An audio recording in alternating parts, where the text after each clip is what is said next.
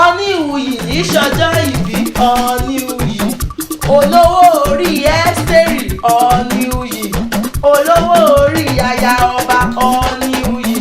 Òun ní màyí ṣọjọ́ ìbí Oníwuyì o. Olùdarí ò bàbá mi àtọ́láṣẹ ológun àjímọ́ròrò. Mọ̀nàmọ́ná ṣojú ọ̀run mọ̀rọ̀ mo dé sílẹ̀ àgọ́dọ̀ mo tún fẹ́ ṣeré orin. Tẹ̀mẹ́tẹ̀mí ni mo jòkó sí ìyàwó tí ìyá mi ní ti sáré sálà ẹ̀sà gbá mi láago.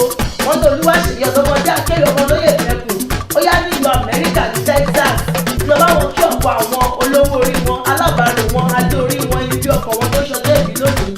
Yẹn ló gbé mi dé Texas tí mo ń kéèyàn yìí tí mo bá ròde tí mo ń kó lórí ilé. Ìsàkáyọ̀dé Aríbísọ́lá pé wọ́n kú ọjọ́ ìbí òní. Ẹ kí wa lókè ọmọ aráyé òní já yín bọ́. Ẹ ò ní báwọn lè wẹ̀ láyé. Tí ẹ bá dúró sísàlẹ̀ á máa dúró mi lókè. Títí ọjọ́ ayé yín ẹ ò ní sunkún lórí àyà àtọmọ. Bàbá Doris, bàbá Angela, olówó orí Esther, máa gbóhùn lẹ́nu mi. Gbogbo tẹ̀nìyàn fi ń ṣohun rere láyé kò máa níwọ̀n yín. Ìwọ ò ní ìrẹ̀lẹ̀ ló máa ga sí. Lílọ bíbọ̀ rẹ̀ ò mà ní bọ́ máa ráyé nú.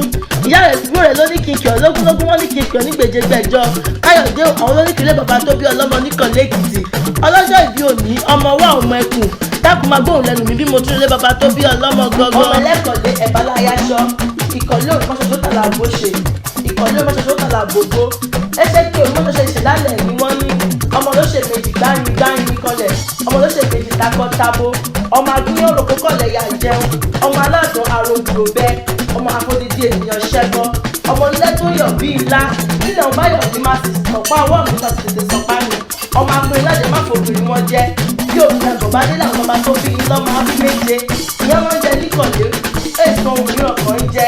Òkú ọjọ́ ìbí o. Ọmọ ìníkò yóò lọ̀lọ̀ fọyọ̀. Ó fọyọ̀ bẹ́sọ̀ tẹ̀rẹ́. Oníṣu àrògbò bẹ́. Ẹran pé ìrapá mi jẹ. Ọmọ kéye lọ kí a lọ. Wéèmọ̀ rápẹ̀rẹ̀ kẹ́mú ìyá wéèmọ̀ rápẹ̀rẹ̀